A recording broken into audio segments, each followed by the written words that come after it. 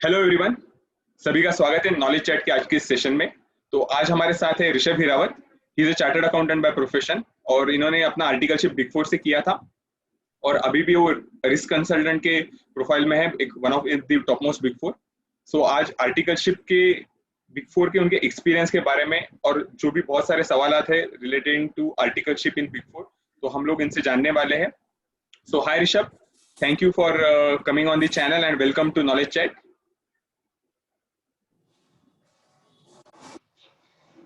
Thank you Kedar. First of all I am very much thankful for to you, आपने मुझे invite किया। And being a chartered accountant, मैं भी कभी articles के पोजीशन पे था, तो मैं अब इस पोजीशन पे आ गया हूँ कि मैं उन्हें हेल्प कर सकूँ। तो आई am very much looking forward for this video chat. Right thank you. Right. Actually video को चालू करने से पहले मैं ये भी बताना चाहता हूँ कि what is the purpose of my channel, क्योंकि आफ्टर स्टार्टिंग चैनल बहुत लोगों ने सवाल पूछा कि क्यों चैनल स्टार्ट किया, क्यों चैनल स्टार्ट किया। तो वही जो ऋषभ ने अभी बात की कि being my I also once a student and I am now a chartered accountant working in one of the corporate. So जब मैं स्टूडेंट था तो मेरा CPT IPCC both group first attempt में ही सब क्लियर हुआ था and I also wanted to pursue my articleship in one of the big four, but due to lack of मतलब information I was not able to how to approach the big fours। मुझे सब ये पता नहीं थी चीजें तभी, तो उसके वजह से मैं कर नहीं पाया। हालांकि अभी इसका कुछ रिग्रेट नहीं, क्योंकि मेरा आर्टिकलशिप बहुत अच्छा था जो मैंने मिड साइज फॉर्म में किया, तो बहुत फ्लरिश था। सो इसका कुछ रिग्रेट नहीं।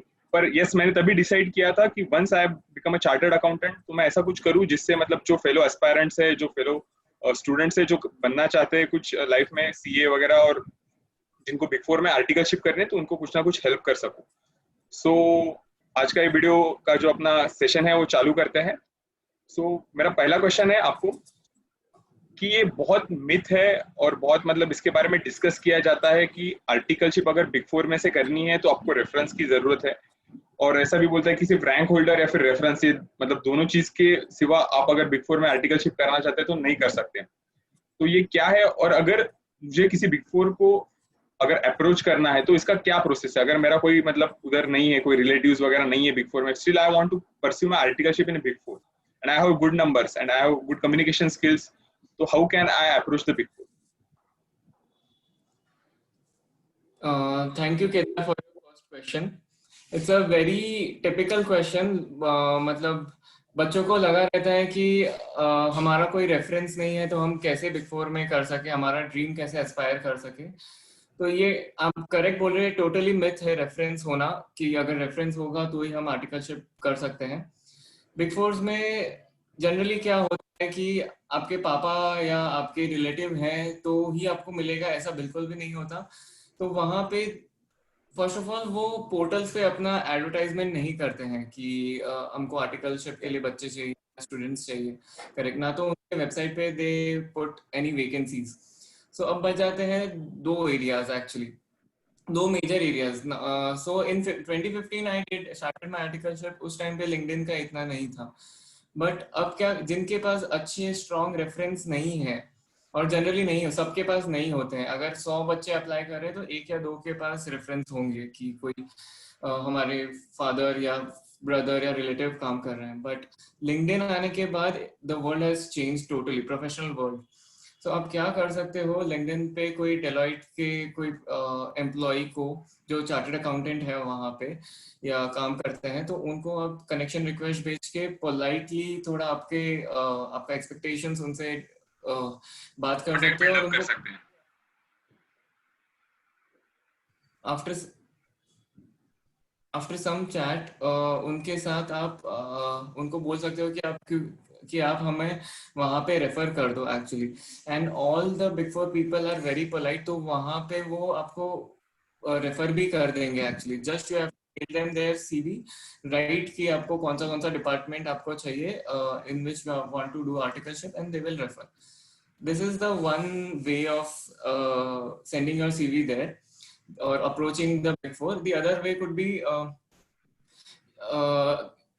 या तो फिर आप डायरेक्टली वहाँ के एचआर को आप अप्रोच कर सकते हो, जैसे अभी लिंक्डइन के थ्रू ही, कि कोई एम्प्लॉय से वहाँ के एचआर का आप ईमेल आईडी लीजिए एंड डायरेक्टली आप अपना सीवी उनको भेजिए। और फिर जनरली क्या होता है कि बहुत सारे सीवीज आते हैं तो HR might not see all the CVs. properly actually. तो आप once you have sent directly to the HR CV your CV, तो आप एक वीक में आप उनको फॉलो अप कीजिए और कि आपने CV भेजा, you are interested, and they will surely revert back on your email actually. But don't spam the HRs because they get hundreds of CV every day. Just one reminder and your job is done. So this is how you can approach in the world of technology. LinkedIn is the best possible manner. Connections बनाओ और सीधा CV भेजने बोल दो. Yes. और There is अगर कोई no. Reference वगैरह भी हम लोग देते हैं तो मोस्टली रेफरेंस का सिर्फ बेनिफिट एक आपको जस्ट हाईलाइट करने तक आपका रेज्यूमे उधर तक ही रहेगा. मोस्टली अगर आप इंटरव्यू वगैरह में कैसे Correct. परफॉर्म करते हो, that will be the final Correct. Selection आपका उसी बेसिस पे होगा, राइट?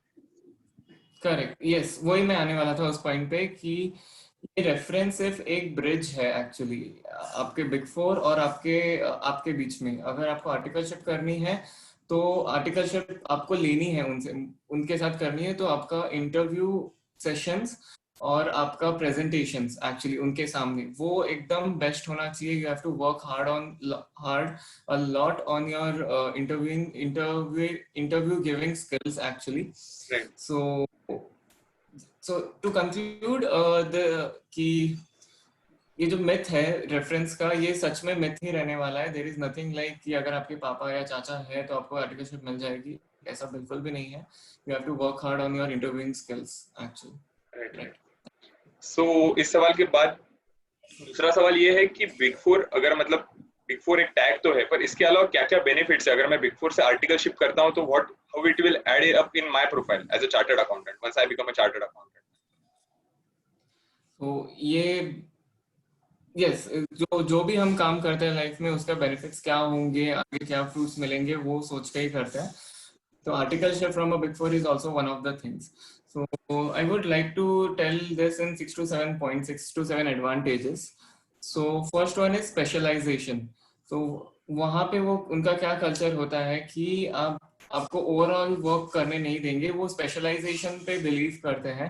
तो आपको ऑडिट वर्क होगा या टैक्स डिपार्टमेंट होगा या ऑडिट डिपार्टमेंट में आपको आर्टिकलशिप कराएंगे and they groom you in that department only for the 3 years.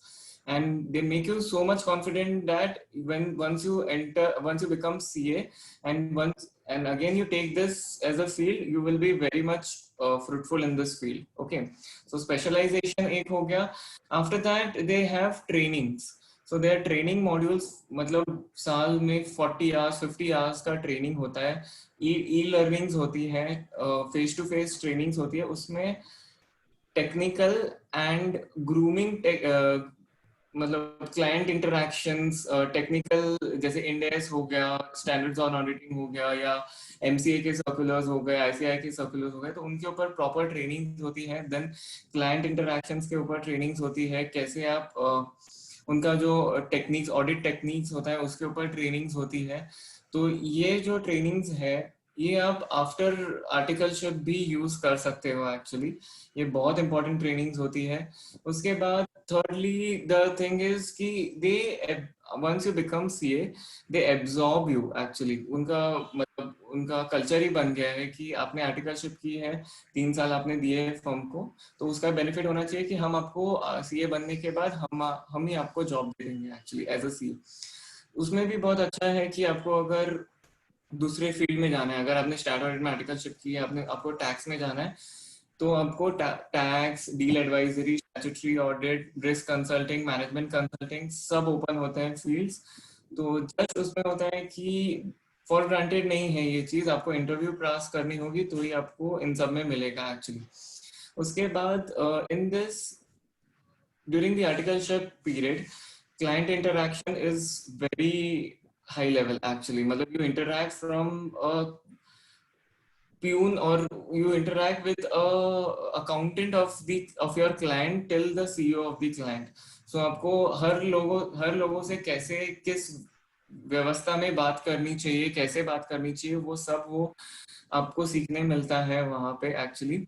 And उसके बाद आता है लास्ट और actually the last two things are brand. The Big Four brand or the Big Four tag, as you have mentioned, is a very big brand because हर एक Big Four का 150 countries में offices है. This will surely help to land up a good job in abroad as well. After that, the most lucrative thing is stipend. So it is above average, and above average, or I can say above all the other firms except these big four firms. So it will surely boost up the confidence, and it will make you happy as well. So these are some of the advantage I could recollect from my articleship days. Yes. और big four के जो दो चीजें आपने बोली, एक तो big four के पास इंफ्रास्ट्रक्चर रहता है कि वो प्रॉपर ट्रेनिंग दे पाए, जो भी उनके आर्टिकल्स रहते हैं, जो जनरली आप देखोगे तो स्मॉल फर्म्स में नहीं रहता है। एंड सेकेंडली वही एक मेरा खुद का भी एक्सपीरियंस रहा है कि अगर हम लोग बस after becoming a chartered accountant अगर हम किधर कॉर्पोरेट्स वगैरह में जॉब करने के लिए जाते हैं तो बहुत बार मतलब ये पूछा जाता है कि अगर आपका आर्टिकलशिप में कोई बिग फोर से हो क्या, तो जैसे एडिशनल एक एडवांटेज रहता है जो मैं भी अपने खुद के एक्सपीरियंस से मतलब बोल रहा हूँ। सो वो तो है, this is the one of the benefit. And और एक चीज भी है कि अगर आपको प्रैक्टिस में अगर नहीं जाना है तो जो आपने बोला कि स्पेशलाइजेशन चीज है कि अगर if someone want to pursue his career in job only, तो वो केस में मेरे को लगता है कि एडिशनल बेनिफिट है, क्योंकि आप कॉर्पोरेट में भी ज्वाइन करते हो तो आपको एक स्पेसिफिक डिवीजन ही दिया जाता है कि इधर टैक्सेशन, डायरेक्ट, इनडायरेक्ट या फिर अकाउंट्स, तो उधर भी आपको मतलब आप सब एरियाज कवर नहीं कर सकते हो। So those who want to pursue the career in job, I guess articleship in his big four is very much value addition as compared to articleship in a normal mid-size or small firm. Yeah, okay. So after this question, एक और एक सवाल generally बहुत पूछा जाता है कि big four में बहुत लॉन्ग आवर्स तक अपने को वर्किंग करना पड़ता है, तो ये केस में मतलब बीइंग यू आल्सो आर्टिकलशिप से आप गए हो, तो ये केस में स्टडीज वगैरह कैसे मैनेज करना चाहिए एक स्टूडेंट्स ने? ये मैंने आर्टिकलशिप चालू होने से पहले बहुत सुना था लोगों से कि मतलब जो एकदम जो नॉन बिग फोर आर्टिकलशिप वाले हैं तो वो ऐसे जनरली डरते हैं कि बहुत लॉन्ग आवर्स काम करना पड़ता है, पढ़ाई नहीं होता है। बट ऐसा कुछ भी नहीं है। You can, if you want to manage, you can manage everything in life. So in big four क्या होता है कि जनरली पीक सीजन में ही जैसे लिमिटेड रिव्यूज होते हैं लिस्टेड कंपनीज के। So after quarter 15 to 20 days 15 to 20 days आपको लॉन्ग आवर्स काम करने पड़ेंगे, मैक्सिमम 9 PM और 10 PM एक्चुअली। उसके बाद नहीं, ऐसा नहीं है कि रात रात भर बैठ के काम करना पड़ेगा। और एक सीजन आता है main financial statement audit of audit of March 31st, balance sheet and P&L everything. So उस टाइम पे 1 महीने का ड्यूरेशन होता है कि वो ऑडिट थोड़ा लंबा होता है क्योंकि पूरे साल की ऑडिट करते हो, तो उस टाइम पे थोड़ा आपको लेट सिटिंग्स होता है। तो ऑल इन ऑल पूरे 12 महीनों में से आपको 60 to 65 डेज थोड़ा लेट सिटिंग होगा, वो भी एक साथ नहीं, स्ट्रेचिंग में एक्चुअली। तो वो आप पहले से ही प्री प्लान कर सकते हो अपना स्टडीज की, आपको पता होता है कि ऑडिट टाइमलाइंस क्या, और ये इसमें बहुत अच्छी चीज है कि डेडलाइंस होती हैं एक्चुअली। तो आप डेडलाइंस के हिसाब से अपनी स्टडीज मैनेज कर सकते हो। और जब काम मतलब जब लीन पीरियड होता है, पीक सीजन नहीं होता है, उस टाइम पे आप 6:30 जो आपका नॉर्मल रूटीन टाइम है आर्टिकल्स का, तब निकल सकते हो ऑफिस से, और फिर रात को 1 hour you can definitely give if you want to give, and you मतलब all the CA students are studious, I know they will give. So रात को एंड सुबह आर्टिकलशिप जैसे 11 बजे होती है, तो आप सुबह 1 hour दे सकते हो एक्चुअली। तो till during the articleship period 2 to 3 hours पर डे। एंड जनरली हर बिग फोर में Saturday Sunday is off, so you can give proper time on Saturday Sunday as well, basically 6 hours 7 hours a day। so overall articleship के साथ आपका पढ़ाई बहुत अच्छे से मैनेज हुआ था, मैंने भी मैनेज किया है। So there is no big deal कि आर्टिकलशिप है, बिग फोर है, वर्कलोड होगा, ऐसा कुछ नहीं है एक्चुअली। स्टडीज में most important for you. Yes. और स्टडी लीव्स का सिनेरियो क्या रहता है बिग फोर में जनरली? स्टडी लीव्स का सिनेरियो ऐसे होता है कि एज पर ICAI रूल्स 5 months का कंपलसरी लीव है एक्चुअली। तो उसमें अगर आप TY BCom के लीव निकाल दो तो 15 days वहां पे चले जाते हैं।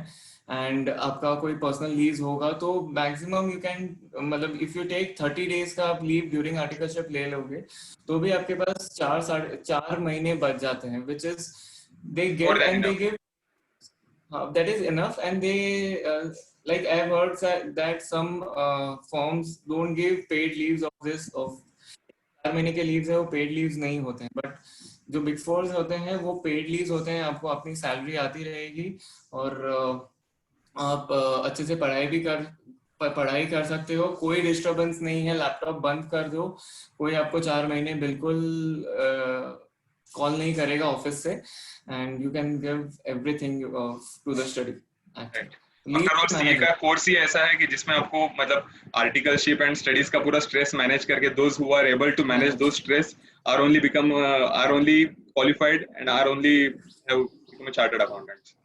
सो बहुत सारी चीजें हमने इसमें कवर कर ली। फर्स्ट ऑफ ऑल कि कैसे अप्रोच किया जा सकता है बिग फोर को, सेकंड चीज की बेनिफिट्स क्या क्या है अगर हम लोग बिग फोर से आर्टिकलशिप करते हैं तो, एंड थर्डली स्टडीज कैसे मैनेज करें।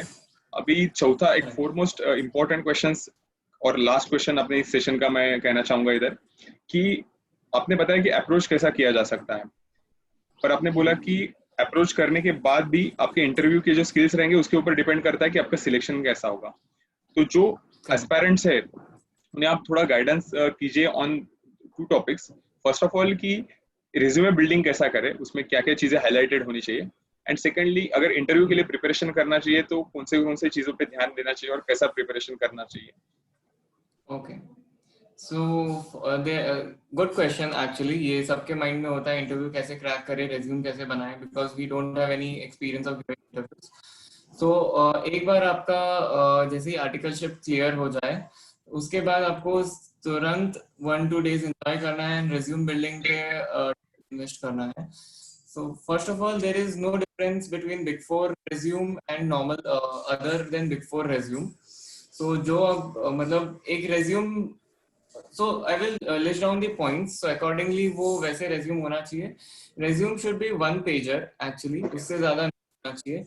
In resume, 3 points should be 3 points should be mentioned clearly. Your qualifications, your overview or objective of the articleship. That objective of the article should be first point. After that आपका qualifications, and after that आपका extracurricular activities and the hobbies. So objective में आपको लिखना है कि आपको articleship, आपको ये बिग फोर क्यों ज्वाइन करना है, आपका फ्यूचर करियर क्या है, एंड ये 2-3 पॉइंट्स आप कवर कर सकते हो। In qualifications you have to mention everything from 10th till your IPCC, जो भी आपके एकेडमिक्स रहे हैं। The one thing we can note in pertaining to CA is आपके जो CPT and IPCC के मार्क्स है which is above average, like 600 or out of 800 or 550 out of 800, तो ही अपना मार्क्स या परसेंटेज शो करे। नहीं तो फिर अगर आप बोलोगे क्लियर्ड इन नवंबर 2020 और cleared in May 2021 something like that, तो वही आप इंक्लूड करें एक्चुअली वैसे। थर्ड थिंग इज कि आपका एक्स्ट्रा करिकुलर एक्टिविटीज मेंशन करें, बिकॉज उनको लगेगा कि you are apart from studies as well, you are interactive and you have done good things in your life as well, such as social service हो गया, या आपका competitions हो गए schools colleges में आपने वो जीते हैं, तो उसके बारे में आपने state level पे कुछ खेला है, national level पे, तो वो सब include करें and hobbies include करें। So this is about this resume building. Now interviewing skills. So मेरे टाइम पे मैंने 4 से 5 मॉक इंटरव्यूज दिए थे with the family and my friends. मैं उनको बोलता था आप मुझे बैठो, मैंने उनको क्वेश्चंस दिए कि ये क्वेश्चंस पूछो, और उन्होंने मुझे पूछे actually. So the first step is mock interviews. Secondly you have to write down all the answers actually, मतलब जो भी टेक्निकल आंसर्स है, जो आपके बिहेवियरल क्वेश्चंस है, जो भी टेक्निकल क्वेश्चन के आंसर्स है वो आपको राइट डाउन करने हैं। So in technical interview, they compulsorily ask about the accounting, financial reporting majorly, that is Ind AS, and from auditing side they ask about the standards on auditing, and they also at times ask about the Companies Act, which is a part of law. So if you are going for statutory auditing, these 3 are compulsory, and if you are going for tax, then the taxation related sections they will compulsorily ask. So you have to go through all the concepts twice, thrice, because this is the golden and the only chance to get into Big Four. So study hard again, revise your concepts, because they will be asking you only on the basis of what you have studied, because you have no work experience. And there is one more interview with the HR. She or he will ask about the behavioral question. Write down all the answers, and you are good to go actually. And at times, there are in some Big Fours there are partner interviews as well. It is a normal interview. It is like a chit chat, and generally people pass in that interview. You have to be confident only. No typical questions I can say, but it's a chit chat session. Yes. Right. और HR interview के लिए ये भी है कि generally बहुत सारे जो क्वेश्चंस एचआर बार बार पूछते हैं रिपीटेटिव, की स्ट्रेंथ क्या है, वीकनेसेस क्या है, और टेल मी अबाउट योरसेल्फ। तो जो ऐसे कॉमन क्वेश्चंस है हम लोग मतलब इन एडवांस भी प्रिपेयर करके जा सकते हैं, so will be more confident after जो भी इंटरव्यू देंगे, तो उसमें हम लोग ज्यादा कॉन्फिडेंस रहेंगे। We have to just write it. We have to read it by, if you can by heart it, but don't show them you have by heart it. मतलब उनको दिखाओ मत कि by heart किया है, but एक बार आप अगर आप by heart करोगे तो आप बहुत कॉन्फिडेंट फील करोगे एक्चुअली। बस वही। तो जो भी कॉमन क्वेश्चंस जनरली पूछे जाते हैं आर्टिकलशिप के बिग फोर के रिलेटेड, आई होप इस वीडियो में कवर करने की कोशिश की है। लेकिन इसके अलावा भी अगर आपको कुछ और डाउट्स है और कुछ क्वेश्चंस है, तो ऋषभ की जो सोशल मीडिया प्रोफाइल की लिंक है लिंक्डइन की, वो दी गई हुई है। तो जैसे उसने बोला कि लिंक्डइन पे जाके अप्रोच करो, and he is a very helpful person, so आपके वो डाउट सॉल्व करने की जरूर कोशिश करेगा। सो उसका लिंक दिया गया हुआ है डिस्क्रिप्शन में, तो आप मुझे उसके साथ बात करिए, उसको अप्रोच करिए, और अगर आपके कुछ भी और क्वेश्चन है तो उसको जाके पूछिए। So thank you so much Rishabh.